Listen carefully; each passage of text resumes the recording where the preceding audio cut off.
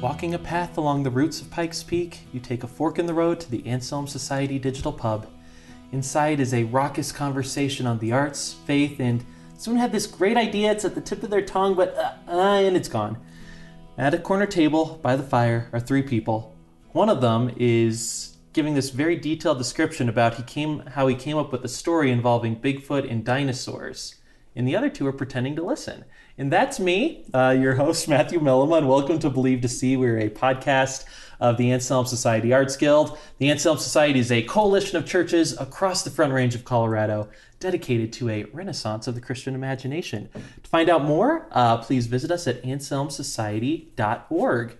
And now let's bring in our two co-hosts for this round table where we're embarking on a new epoch. Is it epoch, Mandy? I think it's epic. Really? I've always said epoch, and then somebody I know was like, it's epic, and now I don't know at all. Okay, you know what? I am the last person you should ask because I used to think it was Behemoth instead of Behemoth. Well, that one is understandable. Because I am one of those people who learned to pronounce words by reading, so I'm actually abysmal at pronunciation. So I think if you guys both say it's epoch. But epic is a whole different word. Anyway. No, that's why you're probably right. I don't know. Okay, now that okay. Welcome to the Anselm Society brain. I am joined here the hive mind by Mandy Hauk and Elizabeth Childs to a new epoch, epic, whatever. Even if it is epic, you know what? It's sort of like, when the people make a film that's also biography, it's supposed to be a biopic. Yeah. Yes. I pronounce it biopic. And I don't care that it's wrong because the other way just sounds bad. So well, I used to pronounce the Rotten Tomatoes tomato meter tomatometer. They should have called it that, though. That's way better. Thank you. Do you know what the best one is? Since we just went down this road, I'll continue. Okay. When I remember it was from A Wrinkle in Time, there was a rhododendron bush, and I read it rhododendron. Rhododendron? Rhododendron. That is how it is spelled. I like it. Sort of like how the British ended up with aluminium. It's like, yes. It's not even... That's not even close. No. You just want us to make fun of you. Yep. Yeah. Anyway, there is a topic. This new era that we're embarking on, Anselm is launching a series this month, the month of April 2022, and it'll be going through the end of the year, and it's about the topic of why we create. Sounds important for what we do here. And it's a series exploring our place in the creation.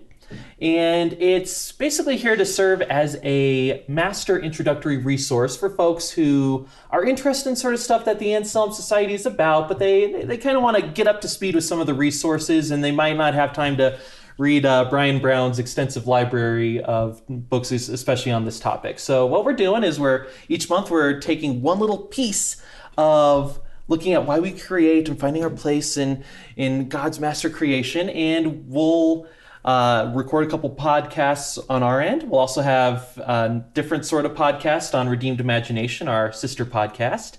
And we'll also post a chapter written by someone associated with the Guild, a scholar, another writer, someone very knowledgeable that will look at each little piece of it.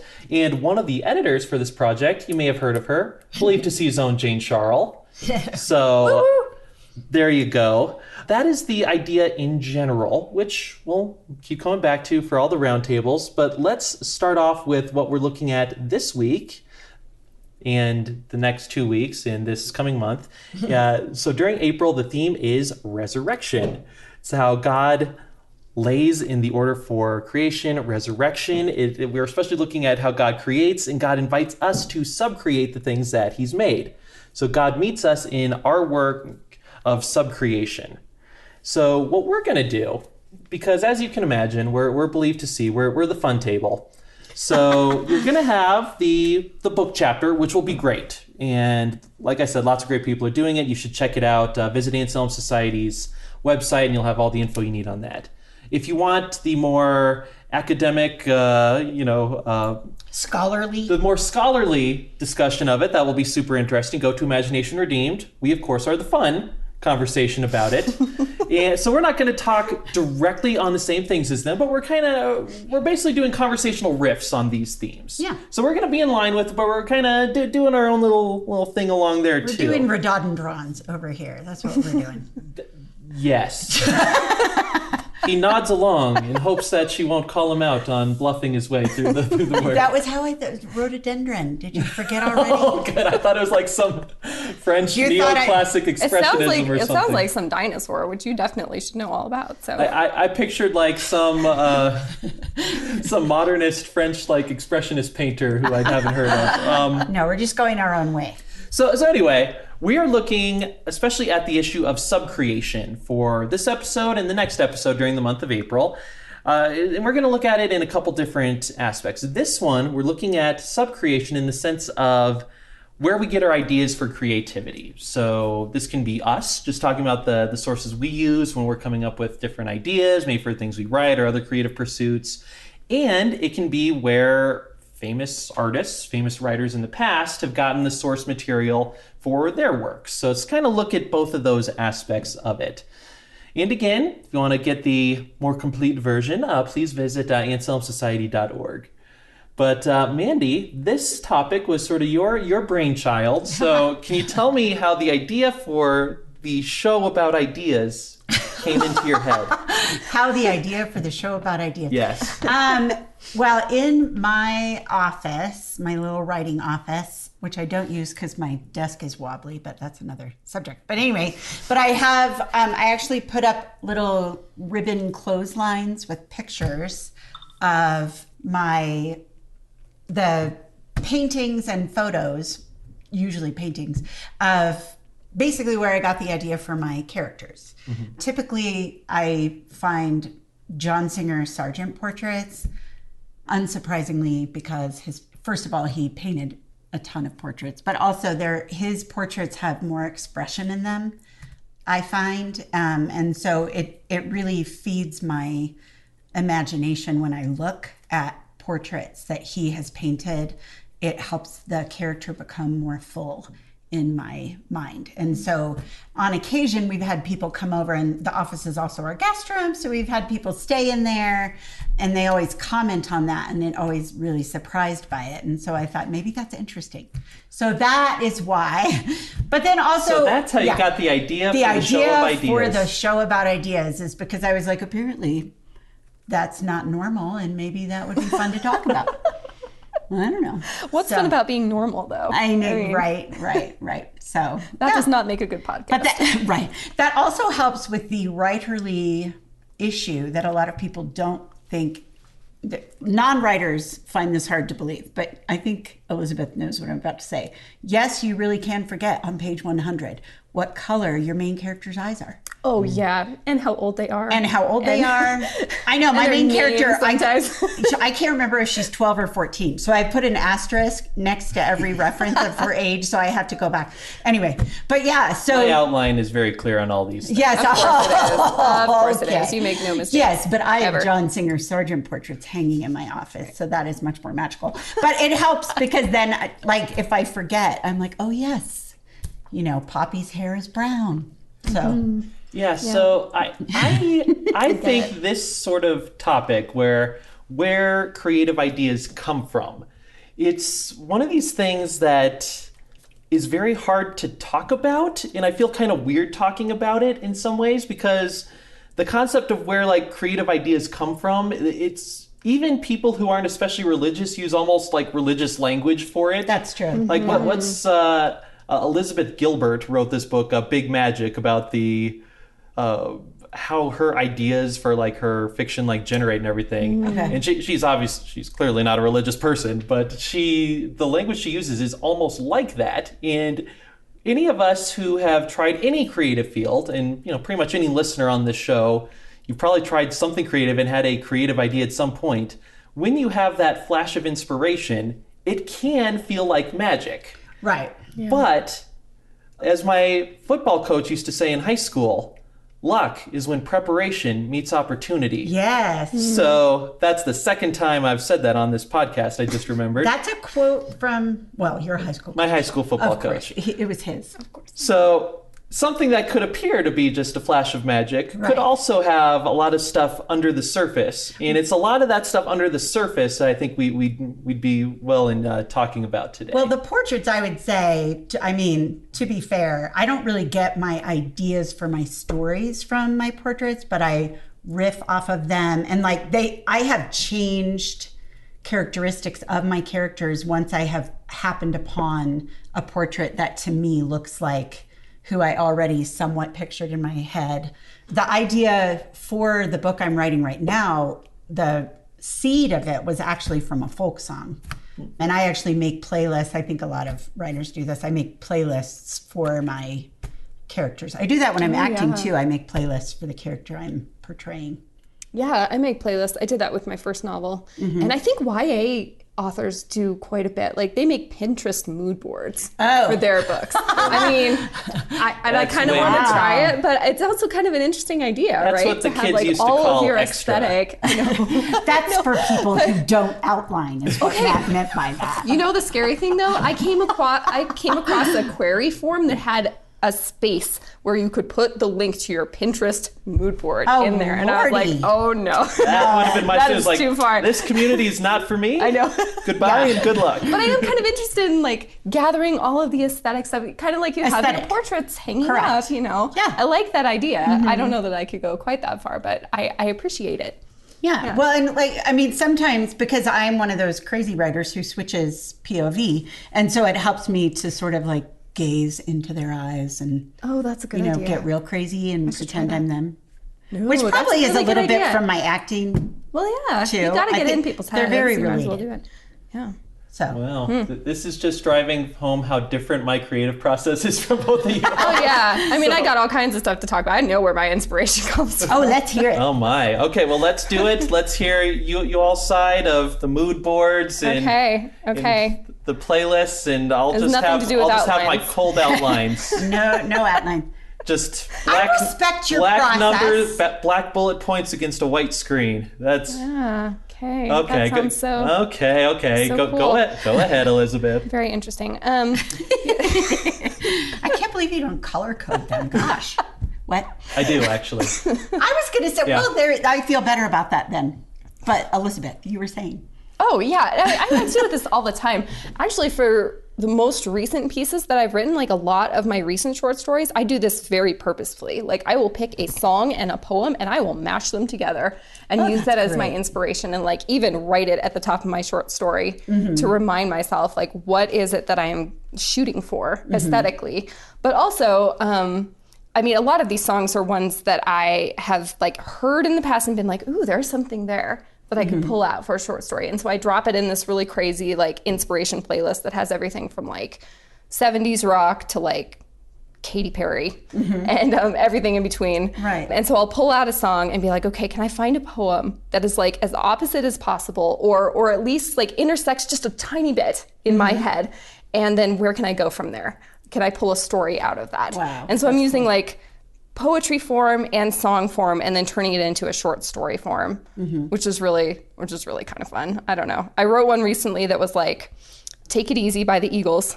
I love that song. Love that song. Me too. My mom hated that song in high school, which Evangeline made me love it the more. Evangeline Sorry, Mom. can't stand the Eagles, but we have agreed to disagree on the Eagles. But yes, I love Take It Easy. It's cool to hate on them, and I don't get it. But anyway, I love that song. So it was that song plus Love Song of J. Alfred Prufrock.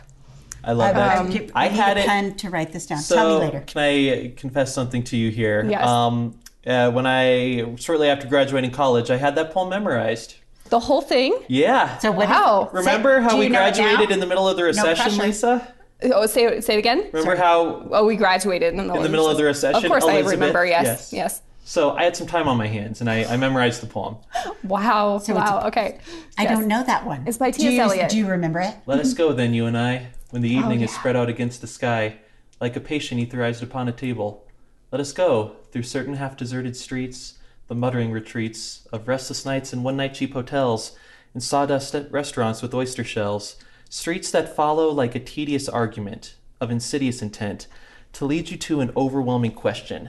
Oh, do not ask what is it. Let us go and make our visit. In the room the women come and go, talking of Michelangelo. and there I'll end right there, implying that I remember the rest. That was amazing. I'm so impressed. I'm so impressed. Oh my gosh. Wow. Man. Okay, so you mashed that with Take It Easy. Take It Easy by the Eagles, and I ended up with this serial killer short story Yeah, I can see. set in the 70s. And it's awesome. Oh, I need Not to to do brag. this. Now that I have my folk songs for my characters, I need to find opposite poems for them. Oh, thank you for this. Well, it's really nice too, because when I'm stuck, then I can go back to these two pieces of inspiration and listen to them again or read them again and be like, okay, what else can I pull out of this? Can I find any more nuggets in this that I can use or twist or whatever to just kind of get me going again, because I don't have the outline. Right. So Nice air quotes She there. uses the scare quotes as if she questions even the concept of outlines. They're not real. So I do think a lot of what you both are saying is interesting in this. So I'm kind of curious let's dig into the weeds of the process more. So Mandy, you're talking about you find like the portraits. Are these sort of things where you'll just sort of start Google image search? It's like, I need a character that looks like this. Or will you just be going about your life, you see a portrait like, that person, that's a character? It has happened both ways. And actually, this is a little funny. This is now I'm going to prove that I am not a Colorado Springs native. I was in the museum I was in the Fine Art Museum, and there was this huge John Singer Sargent painting, and I had just started writing my book, and I had just named her Poppy, which is short for Calliope Jane. I knew a bunch of stuff about her. She's very frail and pale and breakable looking. And I come into this room and there's an enormous John Singer Sargent portrait. And that was my Poppy. Do you know yet? Have you figured out which it is? Colorado Springs people? no, I don't know. Huge portrait. And it was my painting. It was my Poppy for like 2 years before I went to Glen Erie. Oh. And then I went, why is Poppy all over Glen Erie? Because it's Elsie Palmer. There we go. It's General Palmer's daughter. And I'm like, oh, well, all right. So anyway, so in that case, that just sort of struck me. But then other times, so my main characters, usually it just sort of happens upon me like that. But then when I have my background characters, like it's set in 1929, so I have some hobos. And so, I mean, I Googled, I don't remember. The search terms are always portrait and then something else, like old man or young man or, poverty, things like that. And I'll scroll through, and 9.5 times out of 10, even though I'm not looking at who painted it, the ones that strike me as I'm scrolling through and where I say, oh my gosh, that's Hap, or oh, that's Eddie, or whatever. And then I'll click on it and it's, whoop, okay, well, that was John Singer Sargent again. But so I think I'm a fan. Okay. Yeah. But yeah, so it happens both ways. More likely I Google, but it has happened the other magical So way. the flash of inspiration happens, but usually it's like, okay, I need to find portraits of a character that has this criteria, this criteria, this criteria. Then It's not that many criteria. It's just basically, I know their age. So I'll say, portrait of an old woman. And then I scroll through, and that's where I found Faye, my sweet little old lady character. Okay. So Elizabeth, same question. So you'll just be going about your life and you find a poem that just like smacks you like, whoa, this is amazing. Or do you go, all right, I'm going to find a poem that'll, get everything fired up for a short story? Yeah, recently it's been that second way, where I have got like the seed of an idea for a story, or maybe something that I am trying to rework. And I will go on poetryfoundation.org or whatever it is, Poetry Foundation, and be like, okay, I need a romantic poet with these kind of themes. Okay. Like I wrote a short story recently that was like a mashup of Can't Help Falling in Love by Elvis nice. Presley and Resolution and Independence by William Wordsworth. Oh. But I found that Wordsworth poem on Poetry Foundation, looking specifically for something that would match the aesthetic that I wanted for that story. Yeah. So I've done it that way. I have come across poems, and a lot of times it's been poems by people that I know. So I'm not like expecting to encounter them necessarily, but like in my writing group, if somebody submits a poem and I'm really struck by one line or something, like I don't see that coming. Right. So I can use that also to get me kind of going. In the case of the novel that I'm querying right now, I wish that I had looked for inspiration earlier. Actually, because I didn't think to do any of that aesthetic work when I was writing the first like 6 drafts. It was it was when I was doing this latest revision and a lot of the detail work that I was like, you know what would be fun? I should go find these people who would play my characters in movies because I was procrastinating or whatever. And I mean, it was a good procrastination technique, but I also got a lot of inspiration out of being like, okay, you know what? Elizabeth Olsen, she'd be a really good mom in my book. She's good. She is. I don't remember who I picked sister. for the dad, but like I had everybody lined up, and I don't know, it kind of got my creative wheels turning again when I was kind of bored of it. You know, it's funny. My really violent guy in my manuscript is not a portrait, but because Sargent didn't paint mean people. So, but I found this photo online, and I was like, oh, that's him, and I guess it's some boxer. He's Irish. Oh, really? I don't know. Conor McGregor? Yes! He's my bad guy. Oh my. He's very You just bad. knew that off the top of your shoe? You just had to say Irish I boxer? think he's Did you knew that? famous. He's one of the most famous mixed martial arts fighters in the world, and he's Oh, see, I thought he was a boxer. I don't he's know. also I have kind no of idea. a cultural icon. All right. Well, He's all very- I know is he's really mean in my He is book. very mean. He is very mean. Yes. He doesn't have an Irish accent in my book.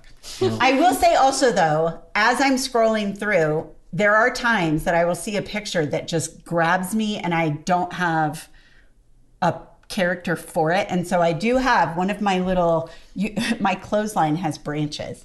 And so one of my short branches is pictures that I'm like, you're going to be in some story someday, but I don't have a place for you yet. So yeah, I love that. So I saved them. I also like. I was just. I stopped by your sort of office right before we started recording my to make a sort phone of call. office. Sorry. You said I know. I'm the office one who slash guest room. It's true. It's true. I was just kidding. Go ahead. Your 100% legit office. So you were in there looking at my little pictures? Yeah. Sounds even Awesome. more sarcastic when you say it like that. It's okay. I was in your office. There. Perfect. And one of the things that struck me, I really enjoyed all the little pictures, and it Yes. sort of looks like it's like when you break into like a crazy person's study and there's all like the strings and pictures Yeah. connect. It's like that, only is. artsier. Yeah. There's a little crazy, but yeah. Just a little. Each string is a dash. different manuscript. Oh, Just so you know. okay. That's cool. Yeah. You should connect them. The whole Yeah. like connect the worlds. One combined universe. Yeah. Oh, maybe. Maybe So- one day. So, so the way I get mine, Yeah. I am currently working on I have 4 sort of projects, I keep the plates spinning on them all to different degrees. 2 of them I kind of sought out. Like I knew it was like, okay, I'm wrapping up one project, I want to start another. So I'm like, okay, I need an idea for a book. And, like you're looking around, sort of mulling it over.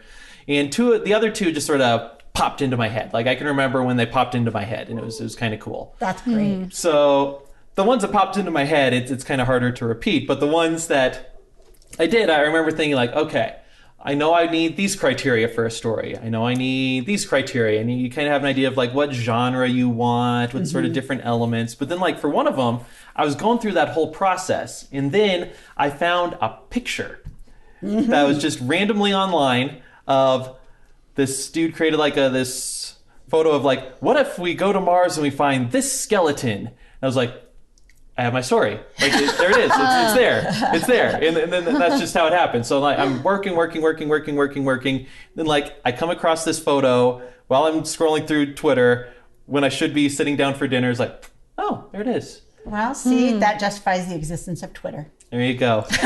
Sorry, Danielle. Do you know, you just reminded me of a Ray Bradbury idea thing. So now you have something in Good. common with Ray Bradbury. Highly recommend his book of essays called The Zen of Writing.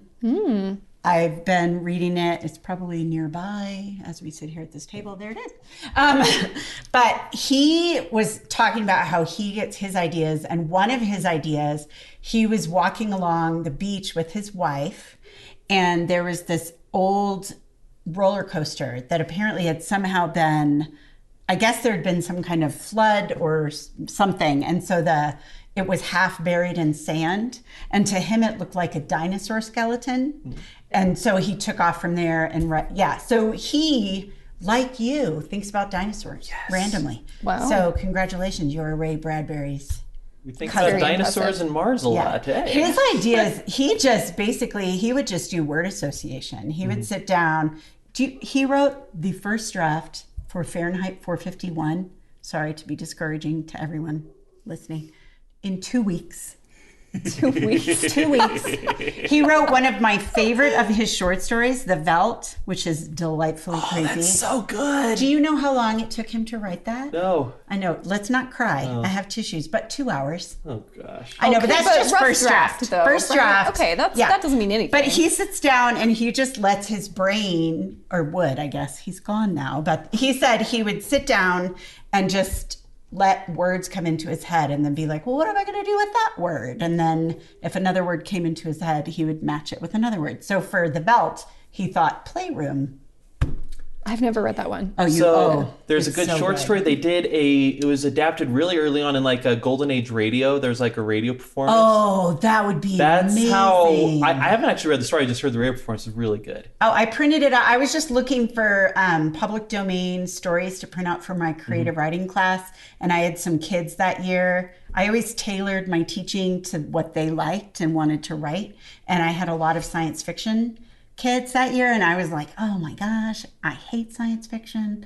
Who writes science fiction? Ray Bradbury does. And so I Googled Ray Bradbury short story, public domain, and The Veldt came up, and I loved it, and that's why I read Fahrenheit 451, and regret to this day that I spent 40 whatever years of my life not having read it, because I love Fahrenheit 451. But anyway. Yeah, and I think sort of based on our preliminary conversations, I can see a few kind of common themes between us, because obviously we have some pretty big differences how we go about. But I think a common theme is we all will get in modes where it's like we're actively like looking, like, you know, the radar's on, you know, like seeking. It's seeking. So you're like looking around like boop boop, like looking for an idea. Definitely. Yeah. And when you're in that mode, things that might just sort of slide past you, suddenly you're like, oh, there it is. That's, I didn't even know I was looking for it, but that's it. Right. So then I guess the question is, how do we get in that mode where the creativity is just sort of always there? It's where we're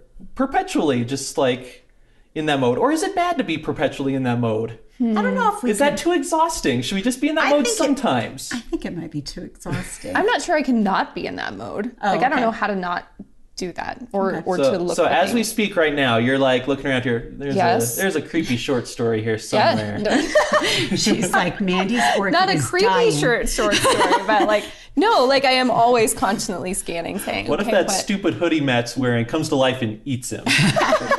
That could explain why you're more prolific than I am. All right, I need to. But sometimes I do that in more like conscious ways than others, Right. you know. And you know what doesn't work for me? Tell me. Is going to art museums and trying to find inspiration, like just in general there. Because I've done that a lot of times. I go to art museums and I'm like, okay, I'm going to look at everything. I'm going to take pictures of all the things I think are inspiring. And then I go home and I never look at the pictures ever again in my life. And I don't know what it is about that. I'm sure it does affect me. I'm sure it like sinks down into my subconscious and comes out in other ways. But like, I don't know. Like I've even gone to the Fine Arts Center in Colorado Springs, like with a specific story in mind. Been like, okay, I'm going to look for art that supports this story that I'm writing, that I can use as an aesthetic. And it just doesn't work. And I don't know whether it's because I'm being too utilitarian about it. Like I just can't, I need to get out of that mode a little bit to appreciate the art as it is and let that happen a little more organically. But I really can't use that kind of stuff. So I don't know, maybe it's a medium, like maybe it's just a medium that doesn't spark me in a way that like poetry or song does. And maybe that's just a personal thing, but Or it could just be going in there. It's a little bit too, like, your subconscious knows, like, this is all contrived, you know? Maybe. Like, I think it's one thing to have your subconscious working, like, all right, looking around for creative stuff, and then you're sort of going about Yeah. it. It's another thing to be like, all right, you need to find creative inspiration from this. Yeah, it's a lot of maybe- pressure. Yeah. It's a lot of pressure. Exactly. The missional mindset might not be Yeah. like you're on a Yeah. mission. Yeah, I guess so. Yeah. Yeah. Interesting, because I think something else I think I heard this on Mad Men, so I'm sorry. I love that show. But Don Draper is trying to give advice on coming up for an ad, and his advice was, think about it really hard and then forget about it. Oh, yeah. You told me that about podcast preparation, and I said, that's ridiculous. Whoa. But then I was I like, just think that. He doesn't seem to have heard it before. He doesn't. So I think he just thought it. But it's all out in the open now. Don Draper, Elizabeth. Don Draper, whoever that All is, right. I need to watch the show, I guess. But I actually think it's, obviously, since I gave you the advice, and you Obviously think it's good I advice. obviously think it's good advice. Of course. Because I think once you get the gears going in your brain, so like you're Right. thinking about it really hard, and you know, sometimes you get to that point where like you feel like you're just butting up against a wall. Instead of doing that, you do something else. So you know, Yeah. you go for a walk. You you know, just take your mind off of things. Then oftentimes, you know, like when you're out walking, or you'll look at something, it's like boom, there it is. Yep. Yeah. Because That is while you're true. doing Yeah, that, that's your true. subconscious is working at it, and that puts you in the right mode to sort of see something that gets it Right. to go. Well, and I think pressure can work too. This is a little off, like kind of a tangent from where you get your ideas, but sometimes, like one of the pivotal scenes in the novel that is not the one I'm working on now. I put it away, but maybe it will have its day another time. But anyway, a pivotal scene in that novel came from an improv writing group that I was in, where they gave you, like, it would be a silly thing. You know, you guys know. They give you like cinnamon. You're supposed to smell cinnamon and then write for 3 minutes or whatever. And I don't even remember what the prompt was, but I remember we had 3 minutes to write, and I wrote, and it ended up becoming an absolutely key pivotal scene in my novel, just because the pressure makes you stop analyzing if what you're writing or painting or singing, I assume, like whatever art you do, I think the pressure makes you stop analyzing it to death, which can often make us freeze up. You know, like, Yeah. sorry, but back to Ray Bradbury. One of the ways that got him so prolifically writing is because back then he couldn't afford his own typewriter, and he had to go in the basement of a library, and they had to put a dime in the typewriter, and you got 1 hour per dime. And this was in like the 40s. So a dime was a lot. And so he was like writing like crazy. And so, you know, so I think that's a key part of getting ideas, is to not discard the ones that come to you because they feel silly. You know, just push through it and see what comes of it, don't you think? Yeah. Oh, absolutely. I love prompts so much just for that exact reason. Like, I would never think of that on my own. But I remember the Guild used to do prompts occasionally. Well, you're my favorite short story that you've written, the bird one. Yes, that was a prompt. Was a for the prompt. I Anselm know, you Society. read it so in this many house. of my early short stories were prompts for the Anselm Society. Honey, when you are famous, I'm going to say, she read that bird story in my living room. Then all the rest of us dance. So are we responsible for her success? I think so. Yes. Probably, yes. But yeah, no, I absolutely love it because it's, I mean, I do like the idea. I do like the pressure that comes along with it. I kind of need a deadline, and I kind of need a little bit of guidance. I absolutely do. Yeah.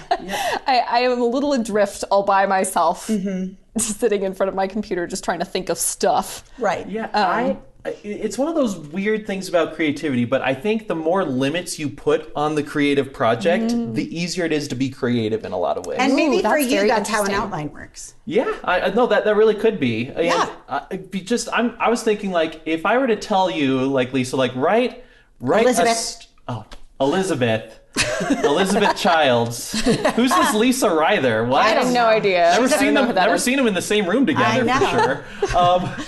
But anyway, if I were to tell you, Elizabeth, write a story and then just sort of give you like an amount of time, you're probably just going, well, this is impossible. If I were to tell you, like, write a story about a pigeon who runs for mayor of New York City, you have 2 hours. You I already have ideas. Yeah, there you go. In my brain, he's wearing a little hat. Exactly. Yeah, he's got a dark side. He's part of the mafia. Oh, for sure. Yeah. How I got do you this think whole he got thing Knows into where the down. bodies are buried. Oh, yeah. He does. Yeah, underneath the breadcrumbs. That's where. Yeah. No, so yeah, I totally agree. And those prompts that we do for writing group or the guild or whatever, I like it for my own inspiration, but I also love to bring my stuff and then see what everybody else has come up with and see how it intersects with mine. Like I remember this one, I can't even remember what the prompt, I think we were supposed to write something inspired by A Christmas Carol. Okay, I remember for a that guild prompt. meeting. Yeah. And I, of course, picked the most depressing Christmas carol Hollow that Rose? I could. No, the Coventry Carol. Oh, of course. Of course. And so I wrote this short story about this dad who is telling his boys this story during the Syrian Civil War. And it's about the 3 wise men who are traveling as a ghost caravan through the desert. I remember this. Okay, so I brought that short story to our guild meeting, and someone else had brought a painting of a desert caravan going through the desert on their way to Bethlehem or whatever. And they had picked a totally different carol. They had come to a completely different place. But I don't know, it was just kind of magical to see those things intersect and be like, were you in my brain this morning? Right. And see the creativity kind of like come from all different places and converge. I think that meeting to me is really what's cool. so valuable about the guild itself, because I have been in writing groups before. And even though I think on the pod we tend to have more writers, having the guild and having, silversmiths and jewelry makers and painters and sculptors and potters and writers but even the writers, there are poets, essayists, the variety of what everyone brings validates the value of, is that redundant? Validates the value? I think it is. They're different words. They have the same root, yeah, but I think it's okay. I think validates means proves the value. So It anyway. values the value. Yes. It values the valuable values. It validates the validation. Yeah, there you go.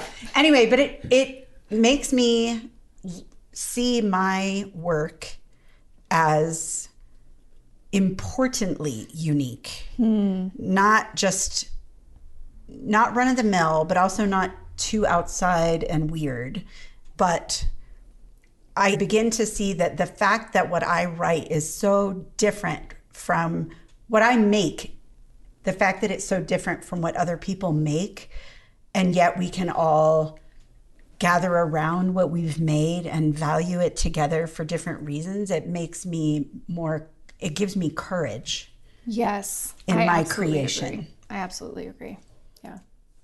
Yeah, and another aspect of this, just the creativity process, and again, all the stuff going underneath the surface that helps the flashpoints happen easier, is sort of the stuff that you have in your brain through your life, your experience, and especially the prior art that you have consumed. Because one of the things I try to do when I'm in this sort of looking period is I try to get sources in there that I kind of want woven in. Right. So I especially go for like mythology stuff. So I'll go through let's read some Greek myths or some Norse myths, or let's do some of this stuff, or let's do some Dante. I'd like some Dante sort of floating in there maybe.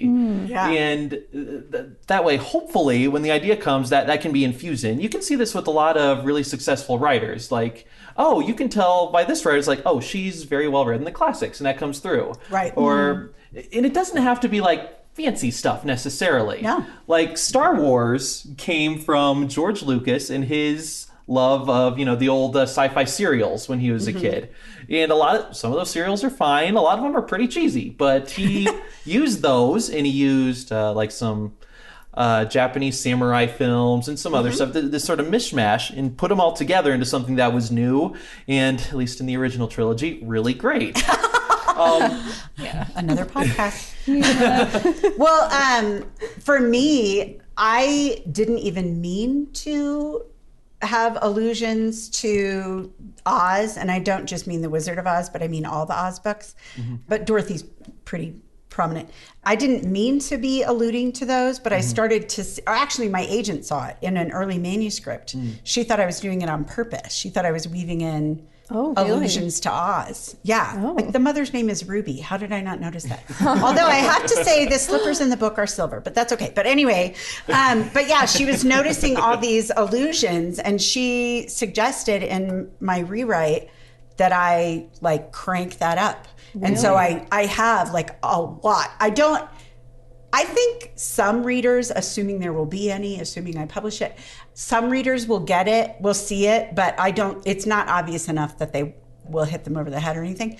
But it's really helpful to me because every now and then when I get stuck on the plot, I'll be like, okay, wait a minute. What obstacles did Dorothy face?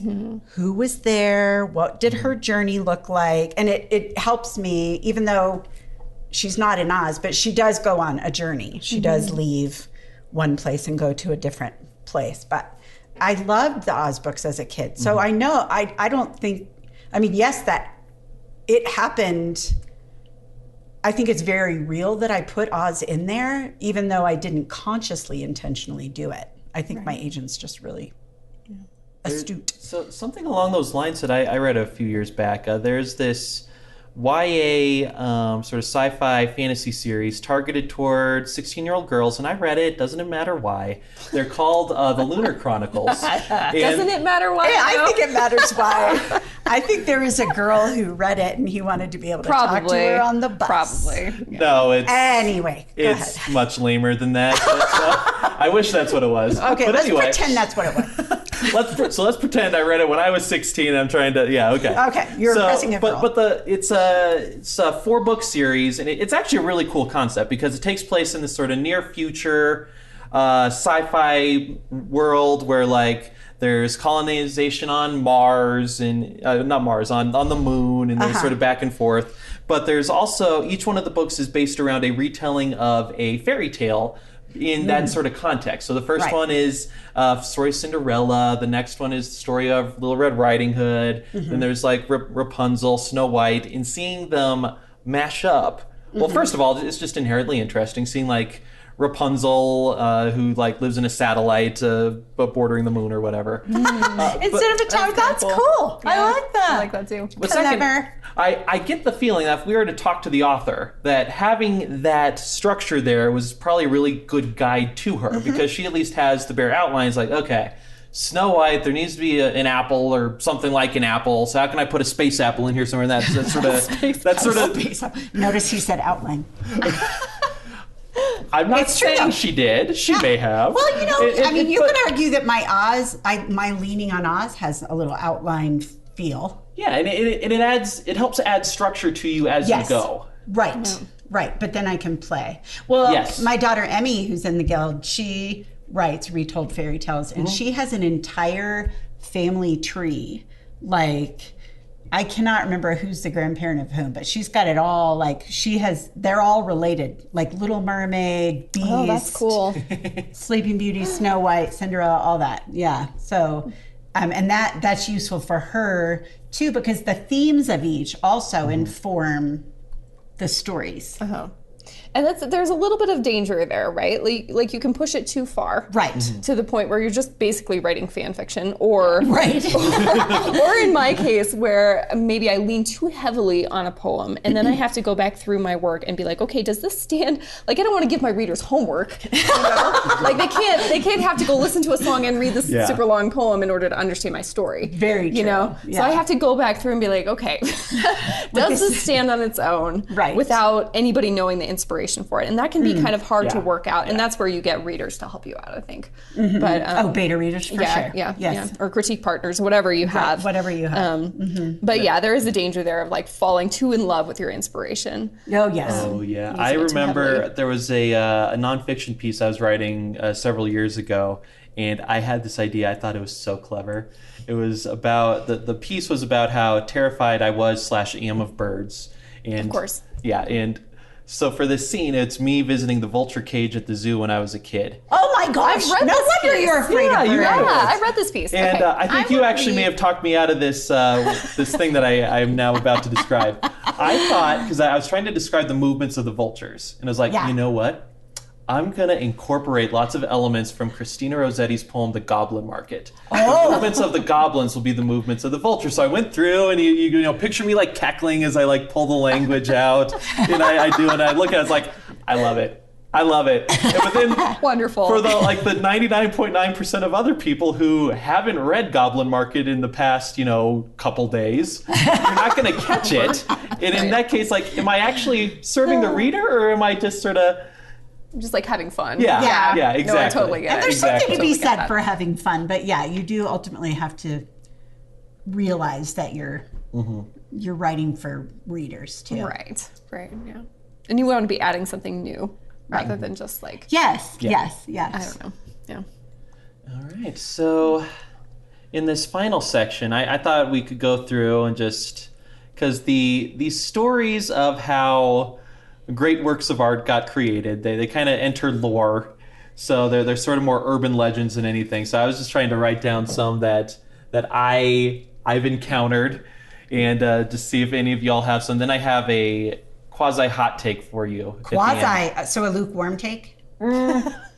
It's. I mean, I it's would I want an say. actual hot. hot take. I want a real hot take. Okay, I wait. know. I'm evaluating. Where do I want to modify? Heat it Okay, up. I am cutting out quasi. I have a hot take for you after. All Oh, right. good. I'm so ready. glad. So first of all, let's go through this, because some of these I think touch on some themes. There's C.S. Lewis famously came up with Narnia after seeing a picture of a fawn carrying parcels through the snow. We're all familiar with this because we're all in Anselm. I don't know that, but okay. I didn't Are you either. going to kick me out? Are you going to kick me out? I know. I think we're. Oh, you didn't know either. Okay, good. I won't Oh, kick good. you out, but I will recommend that Famously. Christina Brown gives you at least a sternly worded letter. Okay, but we know now. Therefore, J.R. Tolkien, according to legend, was grading exam papers, gets fed up, and then writes on the back margins of one, in a hole in the ground there lived a hobbit. are you what? What? Yeah, I'm just Wow. telling you the legend. Okay, I need to check all my old graded papers. I have them around here somewhere. See if I wrote anything brilliant. Oh, Let's that's go to a the good idea. 1960s. Stan Lee is at his artist desk trying to come up with the next superhero. Yeah? He looks over and sees a fly walking on a wall. Says, "Hey, it sure would be cool if a human could walk on a wall." And that's Fly Spider-Man? Man? No, Spider-Man. Spider-Man is the best superhero. I will argue that. Really? Oh, You're yeah. going to argue that? I love, yes, because Whoa, he's an whoa. awkward Elizabeth with the eyebrow raise. Because he's an awkward teenage I mean, I like boy. him. I'm all The about best superhero? I'm all about reluctant heroes. Woo. That's my Okay. jam. I'm Batman about is- reluctant villains. That's what I like. Oh, that's good too. That's good. Too. Okay, so you can't just throw that shade at Spider-Man. Who's your better? best superhero? I think then? Batman's a close Black second. Panther. Black Panther's best superhero. Oh, Black Panther is good. I He's agree. he's in my top three, but the best superhero is Captain America. Oh, No, No, no, no, no. Ooh, we have some ideological differences. No, we that do. Not. That is not a overcome. podcast. Woo. Okay, we're gonna have to Anyway, so actually, this is actually a nice look ahead for the listeners here, because in the next episode that we'll be recording, I have a diatribe related to something exploring the universe of Spider-Man. So, Oh, I got some Marvel Excellent. stuff too to talk about. so Oh, good. keep listening. She's rolling her sleeves up. But first up, to close this episode, I would like to have my diatribe. Okay, and go for it. Hot take. Yeah, my hot take.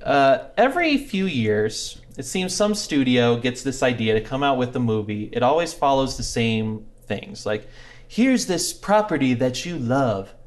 What's the story behind the story? And then it's like the story of like making up how the author came up with the story. So the most obvious ones, obviously, are Saving Mr. Banks, Yes. which is the story of Yep. the author of Mary Poppins letting Disney turn her book into a movie, which Well, disturbs me on a lot of levels. yes. But Yeah. then you can see, like, you go back to flashbacks about how the character's life supposedly led to Mary Poppins and all that stuff. Okay, but Colin, I mean, I mean, Colin Farrell is exceptionally handsome. that's all I cared but about. to the eyebrows. I'm going to go out there and say that's not enough on itself. Oh, okay. That's okay. I disagree on that. No, I only watched the movie once, so it's fine. So then there's Becoming Jane, which is how Jane Austen supposedly got her start as a writer. And of course, Finding Neverland is probably the most famous example where how the author of Peter Pan I kind of like that movie. I adore that movie, and you are about to get in big trouble. Here's the thing. Dial this Here's tape back to the thing. lukewarm. Okay. Here's what's the thing, as my thing? hot take plunges into the abyss. Yes. The concept, I understand how if you are a writer, there's this obvious paint by numbers approach here. Like, here's a thing. You're like, oh, how about if the inspiration for children flying in Peter Pan was this dude seeing the children jumping on their beds? It's like, okay. Oh, and how about in Becoming Jane, she's standing next to an acquaintance, and the acquaintance quips, "It's a truth universally acknowledged," and then all the audience is like that Leonardo DiCaprio meme where we're like pointing at the TV like, hey, There it is. or like in Saving Mr. Banks, we're like, whatever. It's just I don't. Okay, Greatest Showman is like this too. Okay, the Right? problem with Greatest Showman, though, is they completely rewrote who P.T. Barnum really was. Which He is was the an whole absolutely point, okay? horrible human. Okay, but that's the whole point of the movie, is that the fiction is interesting and can entertain you. Well, that's whether true, it's but I or think not. a lot of I think too many uninformed viewers are like, "Cool, P.T. Barnum was the hero Yeah. of creepy people." I mean, but that's no. kind of... He used them and enslaved them. Well, yeah. All right, I don't know. I It's think the you're fiction. It's the So fiction. basically, Okay. It is a the whole That's genre. Okay. The origin stories of real people. I dislike it. Well, no, it's the origin stories of other works of art. Like, Okay, like okay, trying to okay. find, like, he saw X, trying to pinpoint and this led to the idea moment. Y. Then he saw Right. X2. This led to Okay. creative idea Y2. Like, he saw an alligator in the London Zoo, and it's like, while he was looking at his watch, it's like, hey, what if the clock was in the crocodile? Oh. Or like, or whatever it was. Like, I find that whole thing very contrived. Okay. And I just don't like the whole genre to begin with. Okay. I suspect you guys are about to come at me now, and that is okay. I'm not going to come at you, but I don't want to think about this too hard because I don't want you to ruin Finding Neverland for me. Okay, I do full really like that disclosure, movie. I've never seen Finding Neverland. I've just decided I don't like it because of my principles. Oh no! What are you even talking about No. then? Okay, you know what? All my principles held up. No, I don't they need to did see not. the movie to know whether I like it. Now we are going to tie him to a chair and make him watch Finding Neverland tonight because it's magical. beautiful. It's magical. Absolutely beautiful. Peter Pan is a super depressing book, and that movie That movie holds is up. gorgeous, and it's Freddie Highmore as a tiny little child, showing how brilliant he was. I don't. Anyway, okay, we're gonna get off. Anyway, I don't like his most recent work. Do you not But- like it because you're afraid that someone will do that to you someday? I would love it if someone did that to me someday. Do you know what I think? But if they got it all completely wrong, they were like, Matt was home with his 4 children and he saw one of them rolling around on the floor and thought, that would be a great idea for some dinosaur story. Like, I would love it if they did that. Yeah? But it would all Okay. be totally made up and contrived. Welcome to fiction. I know. I don't like fiction about how fiction is written. Maybe that I don't. Maybe I don't okay. even have it. oh, so you require nonfiction to think about your fiction. That's This is something. fun. Here's my hot take. You are too young to be this grumpy of an old man. Oh, another example. Another example here. That's absolutely true. But Okay. another example, they had one about Tolkien coming up with the Lord of the Rings. Remember? They showed him. I didn't see this movie either because of my principles. But they showed him like with his group of buddies, like at Oxford, and they're talking about, hey, we're gonna be together forever. We're a team. Pictures like wink at the camera, a fellowship. Oh, God. And I just saw. I was like, No, this is no. terrible. Okay, I And agree that with to that. me is the entire genre encapsulated. No, that It Finding, is. Alright. It is the Never- Leonardo DiCaprio pointing at the TV meme, and I do not feel like that is a legitimate art form. Also, you kids get off my lawn. Okay, so for intellectual integrity, I think you ought to watch Finding Neverland. That is your homework. Oh. That is your homework. You need to watch it and He's tell like us in pain. if you even think. thinking about it. I know. Anyway, no, you need to watch that. Okay, I'll consider it. That's a no. You guys should text Danielle. Maybe she can find some. way to Ooh, get me we'll get into it. Danielle. Kate Winslet in it. How can you not like it? Doesn't every man like that? I thought every man All right. liked Kate I know, Winslet. I thought so too. Anyway, Anyway, all right, I'm off your lawn. Proceed. Okay, well, that's kind of all I have. Basically, my point of it is this is sort of the idea where we are trying to get. You can picture the authors of these, the screenwriters, like, here's how we get to the root of how these ideas sparked. And I just said I don't like them without ever really being able to give a coherent reason why other than "Rawr." So that was a But- lukewarm take, actually, I think. But that's okay. I respect your opinion mostly, so that's what I can do for you. But it does underscore the fact that the creative process, how people come up with these really great ideas, is mysterious. Yes. It's the sort of thing where it's like the thought of how did this person come up with an idea so cool is interesting enough where it can be pitched as a plausible film in its own right. There you go. And there's a lot of stuff going on, especially beneath the surface. Yeah. Like, so that would be, I think the closing thoughts here, right? It's make sure you have it, make sure you have the subconscious working. The duck can look pretty calm on the surface as you go about your life, but underneath, the little web feet, they're just twirling away. It's like creative. And once you're doing that, maybe every now and then you'll look at something, there it goes. There it And it's goes. beautiful. It's beautiful. And one day someone will make a movie about it and include that scene. Well, they'll Matt can come. hate on it in a podcast. Yeah. Someone will make a movie about me with little clotheslines of pictures. Yep. Yep. And Matt won't watch it Right. because he's opposed to the genre. Mandy, when they make a movie based off of you, I will watch it. All right. I'll watch it. Oh, I'll be a little Wow. grumpy during it, and I'll like roll my eyes like, that didn't happen. That's not how it went. I think that's a safe She commitment. found that character on a Google image search. But I'll watch it. Okay. Safe promise. Because it won't happen. But go ahead. And as y'all can probably tell, things are winding down at the Anselm Society Digital Pub. Fire's down to embers, the customers are trundling home, and you've polished off your last glass. Once again, the Anselm Society is bringing you this podcast, which is by Believe to See. And I changed the syntax, but the meaning was the same. If you want to find out more about the Anselm Society, please visit us at anselmsociety.org. Thank you again for listening. We will catch you next time.